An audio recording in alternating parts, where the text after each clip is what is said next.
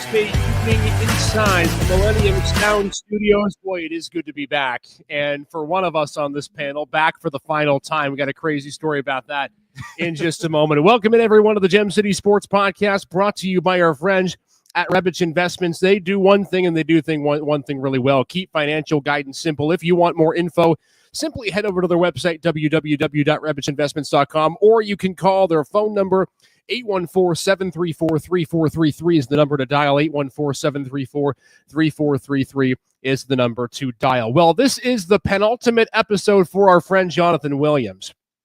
And this is the crazy thing. So we're doing our live episode tonight, and we are taping our Friday episode tonight as well for tomorrow. But Mr. Williams, you are literally spending your last few moments in Erie County with us. Yes, I am. You're doing what tonight? Yeah, I'm doing the show, and then as soon as I leave here, I'm hitting the road and heading back tonight. And where? Let's remind them where. Where is home? South Carolina. Yeah. South Carolina. It's not like it's down the road. So okay. What brought you to? I mean, we're gonna save your send off till the next episode because we don't want to do it too early. But what brought you to that decision? Honestly, my car's already packed. I spent a long time packing and got everything kind of Tetris-like configured into. It was impressive. I got to see it. I haven't seen it yet. Yeah, no, I've got that thing filled to the brim, and I was planning on leaving out tomorrow morning anyway. But I would rather drive through the night, avoid cops, avoid traffic, get home, and just sleep all day. I really hope you don't text us at 3 a.m. saying my butt's getting pulled over, like in the middle. Oh my of, God. Yeah, why do you got to avoid the cops, Jonathan? I don't understand. Oh, no reason at all. Hey, listen. we all drive the safe speed limit around here, Exactly, 100%. But I have been pulled over for my tag light being out before, so you never know. Yeah. Well, and again, we just hope that it's a safe drive for you. So apologies that we started this episode late because it's probably not a good thing for you since you want to get on the road. But we got a lot of stuff going on tonight. We're going to talk a lot of high school basketball in this episode. Plus, we're going to cover, to start out with, one of what we're calling Tom's Topics. As we bring in Tom Koval in just a second, we're going through a couple of topics heading into playoffs. It can be high school, college related, whatever, that Tom wants to touch on as a former coach, that might be controversial, but also might be something to look into as well. And we're going to explain what that topic is in just a second. So let's go ahead and bring him in. And we've made him wait so long already. Former District 10 championship winning head coach Tom Koval. Tom, it's good to see you. Sorry, but at least you're not the one that's driving over 1,000 miles or something. Is it tonight? At least it's 600. Oh, that's not bad. I mean, but I'm old and I'm retired. So it's getting close to my bedtime. I hope I'm on point tonight with all of our topics. I'll tell you what. With 2 young kids, my bedtime starts at 7:30, and I'm probably sleeping by about 11. So I feel you on that. I'm sure Nick probably feels the same way as well. Oh yeah.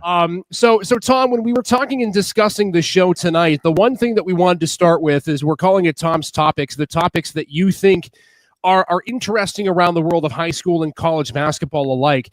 And the first one that you mentioned to me, which I thought was profound because we were actually talking about this off air in the podcast. I'm coming from a General McLean girls basketball game. It was an exciting game, but it was foul after foul after foul with a couple minutes to go in the second half. And, it's a 15, 16-point game's out of reach. But you have an interesting take and I think a good conversation on trapping late in games. We see it so often now in the high school game. Right, full court trap. We've mentioned a lot of the 1-3-1 last week with Erie on the podcast.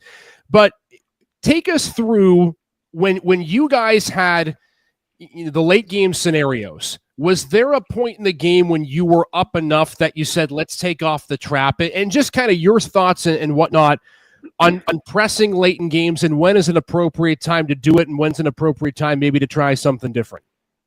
Well, there's got to be a point where you back off.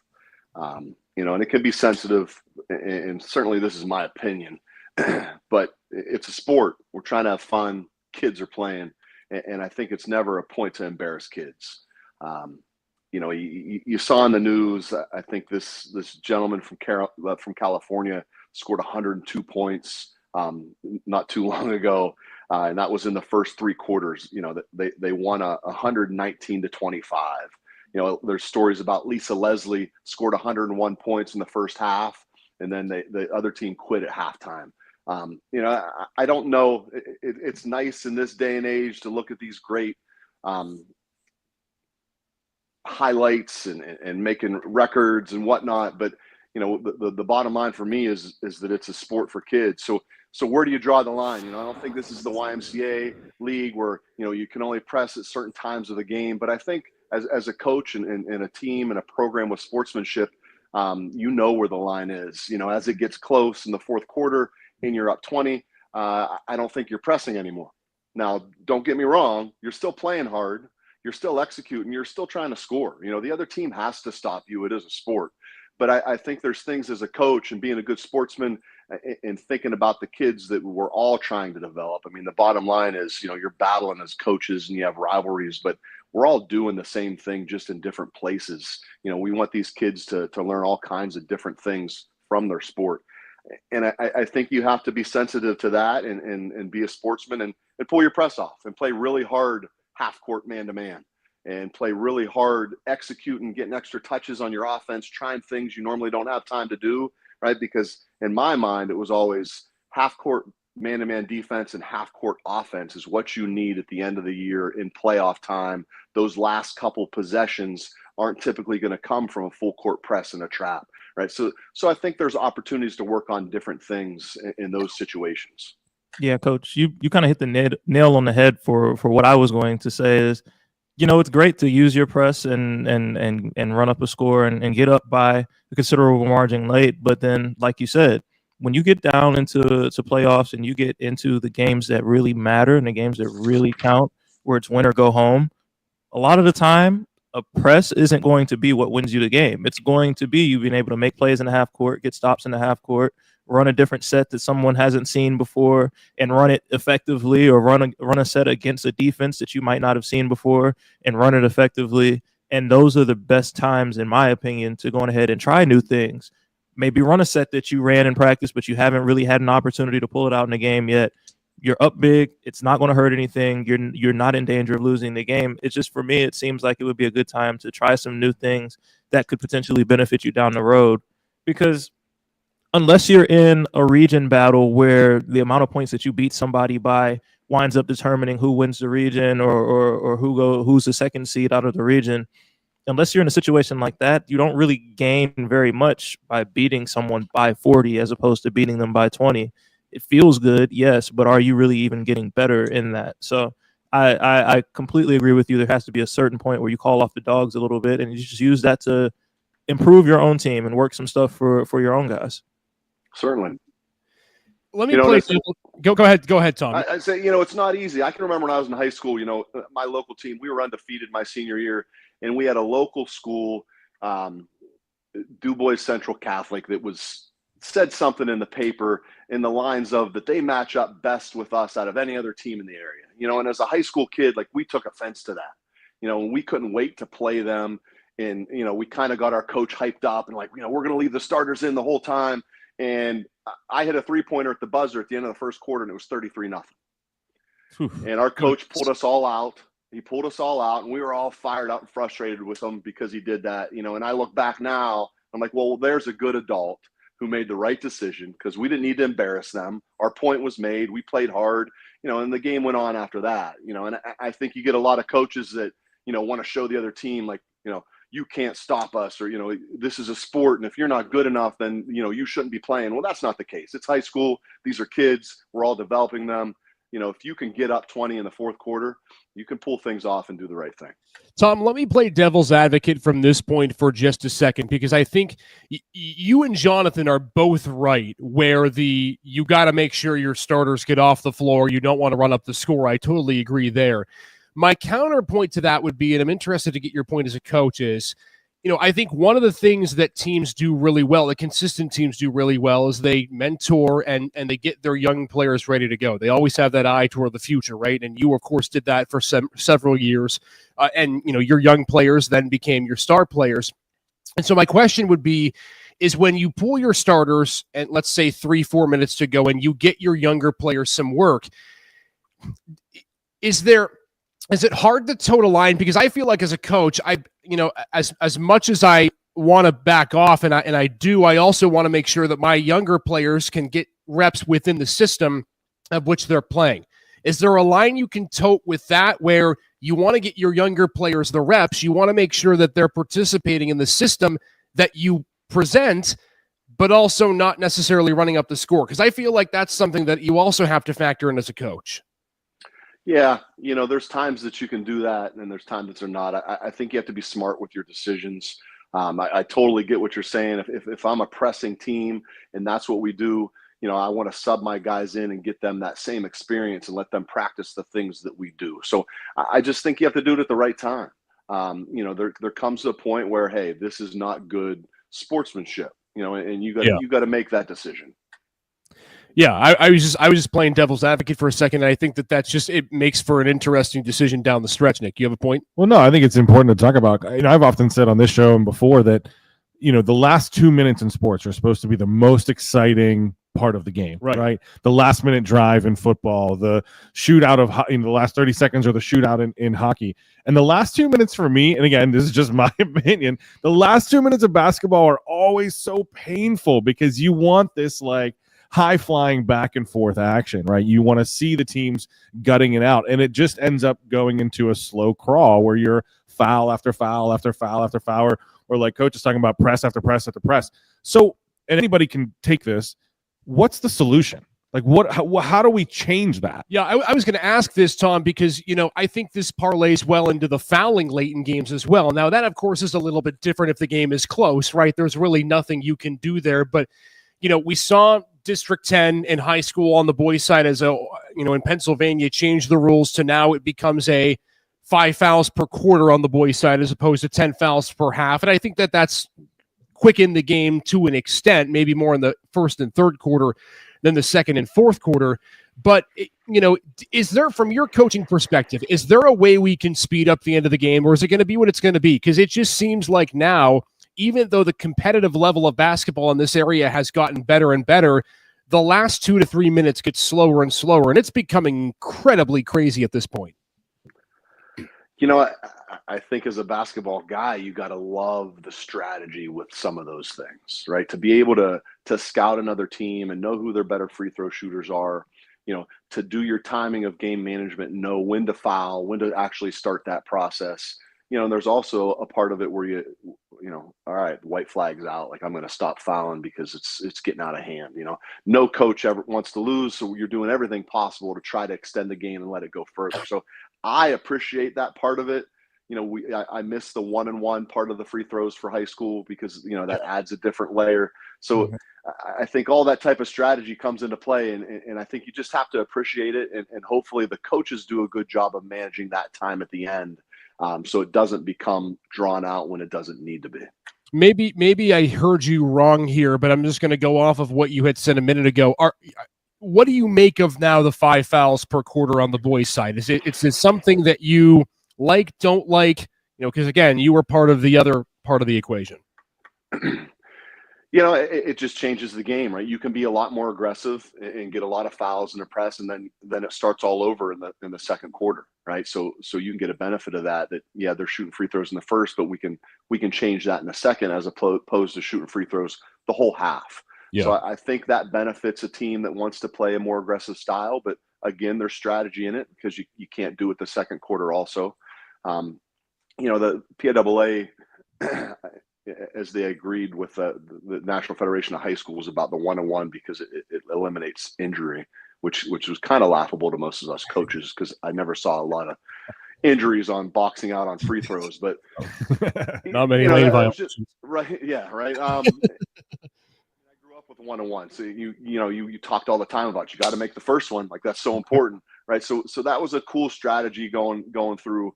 And they just ended it, and it is what it is. We can't go back and change it now, but I appreciated those little nuances of the game. Yeah, no, it's definitely.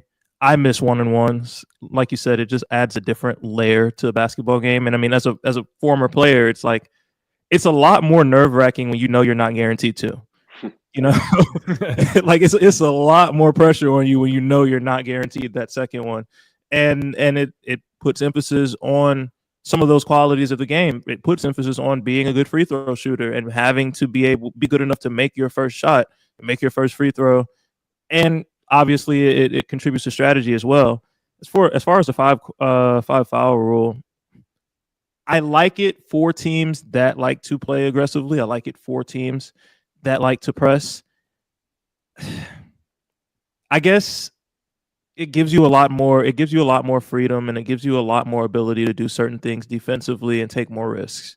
It allows you to go for more steals. It allows you to play more aggressive style of defense. It allows you to try to force more turnovers, and allows for a faster paced game in the sense of you can speed up a team whenever you feel like it, and you don't have to worry about the penalty for fouls.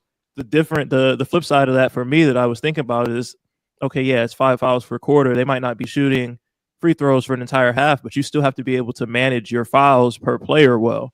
You only get 5 fouls as a player in the game. So, like, yes, we can press the whole game. It resets. Yeah, but if the front guy, if the top guy in your press gets 3 fouls in the first quarter, he still has 3 fouls. So it still contributes to strategy there of just knowing when to be aggressive and when to fall back. I think what will be interesting as we get into playoffs, circling this back to District 10, because we're only a couple of weeks out from the start of the postseason. In fact, less than that if you count it in days, is if we get to the fourth quarter in games, specifically elimination games, right? First round, second round, when a lot of these teams are going to be you win or go home, is do we start seeing strategies be implemented where the 5 fouls on the boys' side are just committed right at the start of the fourth quarter, where you just pick up your 5 fouls 30 seconds into the fourth and try to extend the game as long as you possibly can, knowing that you're going to go 7.5 minutes with giving up free throws, but the hope that law of averages itself out. I think to your point, Tom, that makes for a fascinating strategy, because let's say, you're a team where you're facing an opponent that's shooting, let's say 62% from the line. You commit your 5 fouls in the first minute of the fourth quarter, you may be able to stretch that game out longer and give yourself a best chance, save for the other option where you're fouling with 1.5 minutes left. Yeah, I've seen so many times in my career where you come down to a point where you need to foul to extend the game, and you only have one team foul. So that's a coaching strategy that sometimes people don't look at. Like, as it gets close to the end of the game, you need to make sure that you're, we can take an aggressive foul here because we need it. We need to be close to 1-on-1, or we need to be close to the 5 fouls as the rule is now, just for that sake. But at the same time, when it's close, you don't want to get a foul off the ball and put them to the free throw line for 2 shots when it's a 1-point game. So it's very difficult when it comes to those situations. It's almost like, do you foul on the 3-point shot to put them up the line for 2, or do you let them fire up a 3? There's different ways to do it, and it's exciting to see which strategy plays out. Man, I'll tell you what, it would be great to pick your brain come playoff time, and it's almost in a way sad that you're not coaching at Erie anymore, because it would be great to mic you up during practice and see exactly what strategies you go through on a day-by-day basis in playoffs. Speaking of playoffs, we're getting close to the playoff stretch run. Want to give you a score update from a rivalry game. This is via McDowell Athletics Twitter. Prep over McDowell 52-29 tonight on the girls' side. Despite some injuries and maybe what Doug Chusey would call inconsistent play based on his standards the last few years, Cathedral Prep continues to win. They're now 4-0 in region play. They're 12-6 on the year and end up victorious in that game. Let's flip to the boys' side and talk about tomorrow. There aren't a lot of games that pop off the page, Tom, in terms of, I'm not going to say quality of matchups, but in terms of importance of matchups. I think the one that is most interesting to me is Warren and Oil City in Region 5. Dragons coming into this game sitting at the top of the region right now at 14-4. Oil City sitting at 13-6. Last time these two teams played, and this is via Stats and Max Preps back on January the 14th. Warren ended up winning the game 48-45. It really went back and forth. I don't think it was more than a 7 or 8 point lead for either team in that entire game. Let's look into that matchup a little bit, Tom, because we've been talking a lot about Region 6 because it's the Erie County region, but Region 5 there has had the most parity, and now you've got Oil City and Warren sandwiching in between Fort LaBeouf. What do you make of this game coming up tomorrow night, given how the two teams played really a defensive slugfest a few weeks back? Well, when you sent me the topic, like, wow, he really caught me out of my wheelhouse a little bit with I don't think I've ever played Oil City. I'm definitely familiar with Warren, but I was walking around the halls at Erie High. I was looking for John Bowen's room, see if I could talk to him and get some of the background of Warren, an old Warren alum. And on my way home from work, I called James Curran. He's a big Warren basketball player too, to see if I could get any insight. But, what you said, that close game, since then, Oil City 6-1. since that loss to Warren. Their only loss was to Fort LaBeouf, I believe. I think it's going to be a tight game. The one thing I like about Warren, and Warren had a loss early in the season to Fort LaBeouf, and it was 52-50 when I went back and looked at the scores. And they just recently played them at Fort LaBeouf and got them good, 57-32. One of the things I looked at is a lot of the better players. You got the Logan Chrissy is a junior. The Jacob McMeans is a junior also, and Lucas Thrift. They've got 3 juniors that are scoring about 10 points a game for them, which I guess we shouldn't call them juniors anymore because the season's almost over. They're definitely veterans now, right? And those kids are playing a heck of a lot better now than they did at the beginning of the year. I think that's really changed Warren's approach to games, right? Sitting at a 14-4 record. Looking at the other side, and I think, I want to expand this. And guys, if you have questions on this too, feel free to chime in, because we've been talking about regions, and I think now is really appropriate to talk about the postseason. And we've been hammering a lot on this show at Class 4A for the boys, and with good reason, right? Everyone knows by now, if you're not, you've been living under a rock, 17 teams. The playoffs are going to be kind of crazy. But, Tom, when you look at 4A, and I think we've identified, you could make the argument that there could be 5, right? Fairview, Girard, Fort LaBeouf, Warren, Oil City, and maybe 6 now with Cathedral Prep that could be deserving of the number 1 seed. Take me through, if you were in the committee room right now, what's going through your mind? What decisions are you thinking about when you're looking at potential seeding at the top of the tournament, where the standings are right now? Because it just doesn't seem like, maybe at least in my eye, that there is a current clear-cut favorite. I could be wrong, but, is it Girard? Is it Prep having, quote, the more difficult schedule, or do you take a team from Region 5? Where would you stand on this right now? Well, I can't say Girard because somebody told me that we're probably doing this podcast from Mark Schreier's basement, right?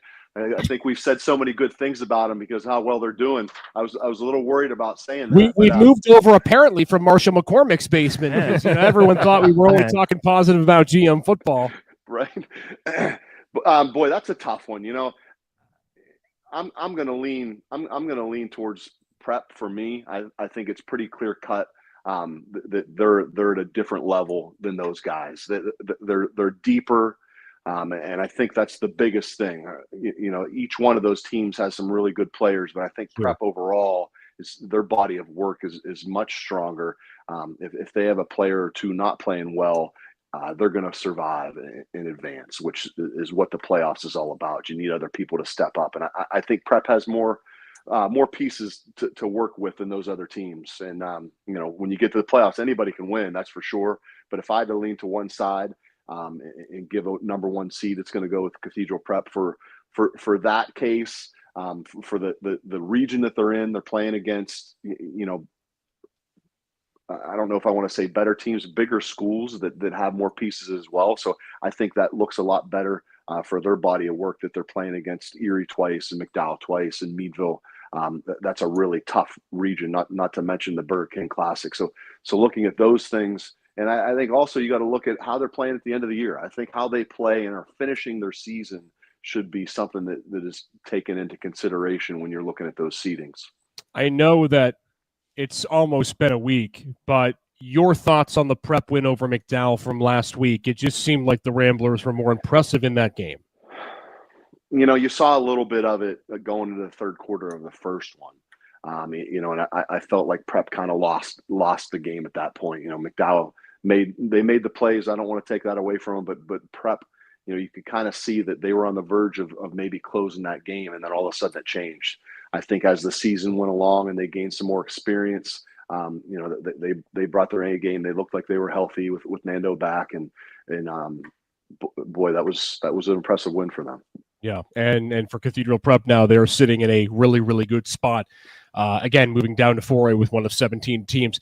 Finally, Tom, before we let you go here tonight, we do want to mention a couple of things on the girls' side. A couple of congratulations, by the way, and this is via Fairview girls basketball on Twitter. Bree Height tonight breaking 1,000 career points. Second player in girls basketball history for Fairview to reach that mark. We've been talking a lot about her. Fairview continues to lead their region over Harbor Creek. And tonight, too, I just got the book from Northwestern girls basketball. And as long as the book is right, then we are right. Michaela Presser-Palmer, this was a big game, by the way. Northwestern beat Seneca 41-37 in a battle, second time this year between the top two teams in that region. Northwestern gets a huge win, and in the process, Michaela Presser-Palmer tonight scores 17. Northwestern girls basketball putting out there a couple of days ago that she was 14 points shy of the career school scoring record, so she's eclipsed it. 1,623 points now from Michaela Presser-Palmer. Chandra Phillips via Northwestern Wildcats girls basketball had held that record for over 3 decades. So Michaela Presser-Palmer, Tom, is now the all-time leading scorer in Northwestern girls basketball program history. Junior. That's what gets me every time. Junior. Like, every time we talk about her, I'm like, oh, yeah. I mean, of course. She's amazing. She does incredible things. And then, like, it sneaks into my brain. Oh, yeah, and she's only a junior. Yes. As a coach, I know Steve Sarwin just loves that, right? He keeps probably telling him that every time he sees her, like, she's only a junior. I did have both of those things written down, so I didn't want to leave without congratulating them. You know, I was really hoping that Brianna would get that at home the other night against Franklin. I saw her get it on the free throw line tonight. I was talking with a buddy of mine, Rick Weber. We just love her feet, her positioning in the post. You know, she's got such a soft touch with both hands. So very, big congratulations to her. I've been watching her play for a few years. I really love her game, and she's going to carry that well into her college career as well.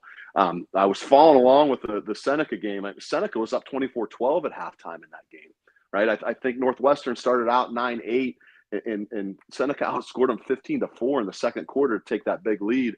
So big props to Northwestern to come back from that, 41-37. That's a heck of a playoff atmosphere kind of basketball game. And she's just so talented. You couldn't say much about how special she is. And again, a junior. Holding that school record, which isn't a low scoring school record, right? That she's got a lot of points there with a lot more to go. So I wish her to be healthy and keeping it going for her. To your point to that game, Tom, you look at the book from this one that just got sent to me again a few minutes ago from Northwestern girls basketball. And again, for all the coaches and those who send us the scorebooks as well, a big thank you as we can get those stats in by the minute. To your point, Tom, you're right. Seneca outscoring Northwestern 16-3 in the second quarter. They held Michaela Presser-Palmer to 6 points in the entire first half. 17 for the whole game is actually nothing to sneeze at if you're the Bobcats defense, and they just continue to be really feisty and aggressive against Northwestern. Wildcats really haven't been able to put up all their offense against the Bobcats in 2 games this season, but the Wildcats defense comes up big in the fourth quarter. They outscored Seneca 15-4 in the fourth and ended up getting a win here between two teams that are hungry to be near the top where they are concerned for postseason action. So congratulations to Bree Height. Congratulations to Michaela Presser-Palmer. 2 incredible players, and for Michaela, she's easily going to go over 2,000 points. My question is there any way she can get to 2,500? Because I think if she has a great rest of the regular season and postseason, it's not out of the question. She could maybe get to that too. So we'll see. It's going to be an incredible ride to the playoffs, and good stuff tonight from everyone around. Hey, Tom, great stuff as always, man. Make sure to get some sleep. I know it's past your bedtime, so we're going to let you go here. Thanks, guys. I appreciate y'all. All right, former District 10 head coach, championship-winning head coach Tom Koval joining the show as he does every Thursday. You're right, Nick. She's a junior. A junior. That's ridiculous. It's insane.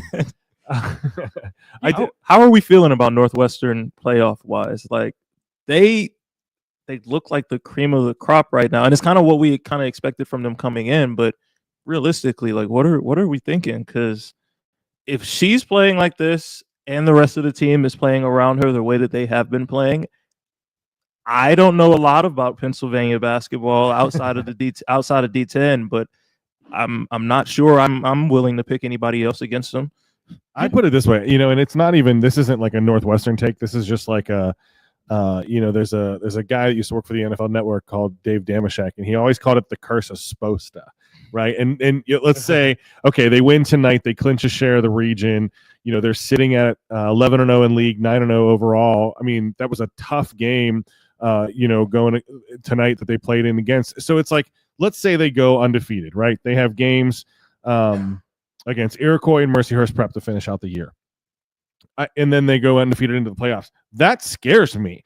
Like, I don't know that I want to be the team undefeated going into the playoffs. So I think, they're going to be the cream of the crop. They're going to be the team to beat, but I think that also makes them more likely to get beat. Well, keep in mind, too, when you look at the teams that are in 3A in girls basketball, it's not like you're sitting in 4A boys where you're going to have to win 4 games to win the championship. Seneca, right. Mercyhurst Prep, Greenville, Northwestern, Girard, Northeast, Hickory, that's it. So you're going to have to win at max 2 games to win the championship. And I think realistically, Mercyhurst Prep, Dan Perfetto always has that team ready to go. And of course, we know last year it was the 3rd meeting between those 2 teams in the D10 championship. Mercyhurst Prep got the better of Northwestern in that game. Now, I think Seneca is probably the team that could give Northwestern a best run for their money, but how can you not in 3A favor the Wildcats? Well, and so they take that win tonight, 41-37 over Seneca, right? So now they've beaten Seneca. Well, I think that's going to fire Seneca up even more to want to come back if they meet again in the playoffs. So, yes, of course they're going to be the team to watch, but that makes me a little nervous. What are the odds that the Bobcats are holding Michaela Presser-Palmer to only 17 points again, though? That's the question. I don't know if they did it once. We'll find out. And again, I think the other thing to consider too, a neutral site game for a likely D10 championship, and Northwestern and Seneca, if District 10 takes all the teams, are likely going to both get buys. So we will see. Congratulations to Bree and Michaela. What accolades for both of them as they continue their stellar careers. And in Fairview for 4A, they're making a run, of course, at another District 10 championship in that classification. Champions off the field are Rebich Investments. They keep financial guidance simple.